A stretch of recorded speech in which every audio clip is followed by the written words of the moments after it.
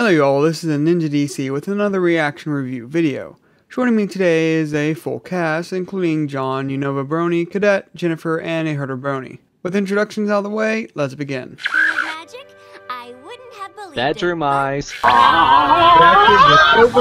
Little pony. Ooh, this is written by Josh Haber.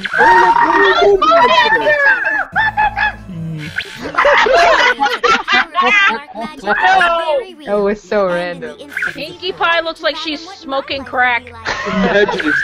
Oh my gosh, Starlight Glimmer's in the crowd. She's in the crowd. I saw Pepper stuff as well. I saw it. I'm not crazy. I saw it. Oh, She was just really interested in What kind of shaking was that? It's a wobble. Oh my god. No guards. Oh no! I always thought about it, but yeah, there are no guards in like this There are no guards. Twilight Wait a is an important pony. How is she able to do this? She's not an alicorn.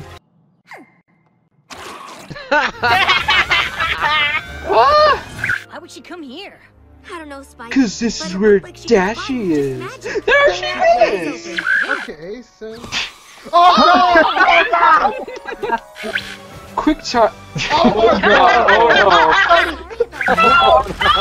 Oh No, it's bad when the ground looks like that. Oh my gosh. What about that? Oh my god! Reedy Smith's on a mug. It's the one slur. The cause? The war against King Sombra and the Crystal Empire. Oh god! Oh god! Oh god! Been Oh god! Oh god! What the? Oh god! Nice, Ellie. Nice, Tony Ellie. Cybermen. It's his own army. Oh my Jesus.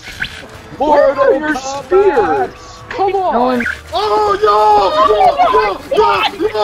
yo! Rocks. It's the rocks. Oh my god. All you have to do now is find Starlight and... Oh god dang it! I knew you'd try that. Oh goodness! Whee! Oh god! Twice in one episode. No! Dang it! Gosh, Philly's Twilight. I mean, Philly Fluttershy was really tall. Yeah! Yeah, she was. It was like Yeah. skinniest, tiny little legs too. You think you can Hi, stop us creepy in the adult. future? Oh boy. Oh My god. boys! You turned it, creepy Twilight. Oh dear. Ooga chaka, ooga chaka, ooga, ooga, ooga. Ooh, we get to sing this again. You all shared your imaginary. There's a blue one. There's a blue one. Bonbon! Zakora! Sakura! Yay! Aww. Everyone's living like savages. Oh my god, she's back. She sounds like Trixie. It is Well, Trixie. it is Yeah. Trixie, The voice actor. Charge! Oh, that's it. Kill her! Kill her! Well, get wrecked, scrub. Oh my god, Whoa. that's Oh Now wow. that is a cool looking castle. Wow. Why couldn't we get that for Twilight's Castle, dang it? Oh god! Oh my god. She looks even more menacing than the last time I saw her. Oh my gosh. Damn, she looks She looks insane. creepy. Oh, I love her! I love it! What the hell? She's a buzz cut. Dang it! Oh. Why did you need to take your helmet off for that? We're out of there. Oh god, no! Oh god! What? Oh my god. What is this? Fall out across you! It's all like a farm! Yeah! Wait, what? Why not? Ooh, we're dealing with that conflict, even though it wasn't with the CMC. Yeah, you could see Fluttershy fall in the background. Oh god! Okay! Everything's back to normal! No. Meanwhile, in the Council of Friendship. Yay, a song! Oh. I never learned to write a letter. Say hello to the new Yes! main boss! West Coast, Main 6. Oh god, like seriously.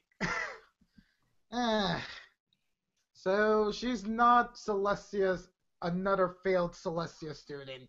She's No. just And is somehow more powerful than Twilight.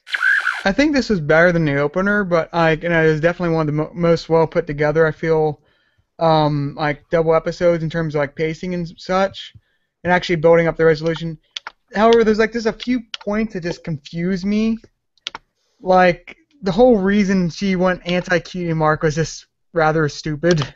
Yeah, I totally agree with that. I mean, like, don't you know about like object permanence? Like, I think she was like, oh, she didn't learn about object permanence, which is why she was like, I hate Cutie Marks. They made my friends disappear from my life forever.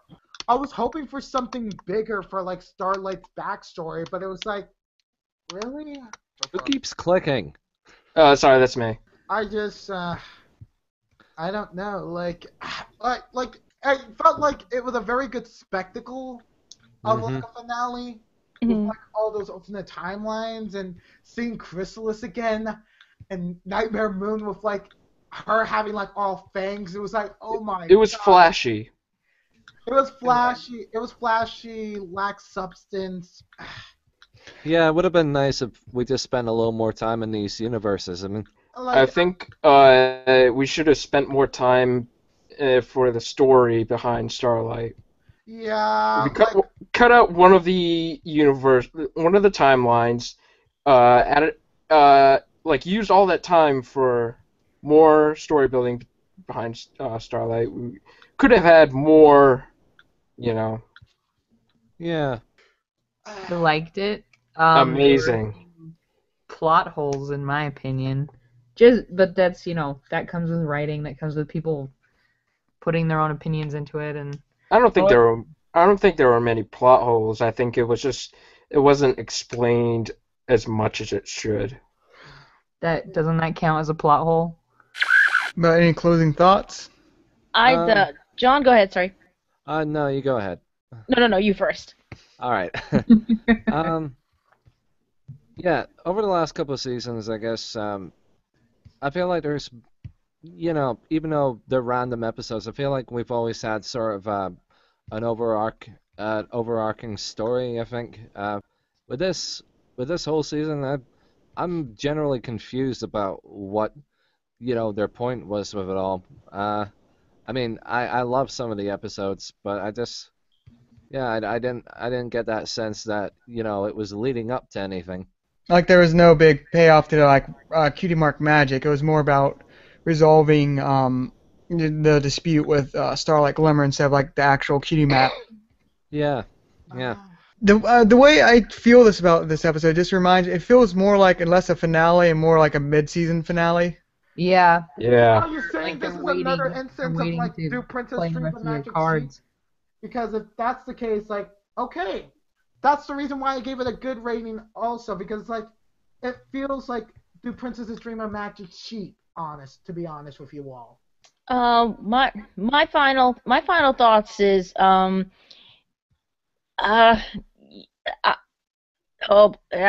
sorry. The first season finale has left me kind of perplexed, and I hate to say it, it kills me to say it, but a little bit underwhelming, just a little bit. But the good thing is that they did incorporate an idea. Every finale has to deal with a bigger ideal where there is more than at stake than any of the episodes leading up to it. This is definitely on a larger scale, but I don't feel like it was executed as on a big scale as it was. I don't know. A great concept, just not executed. I don't know, in the way a season finale would. I was built up through this season thinking there was going to be a big bomb drop. The hiatus begins. Oh God!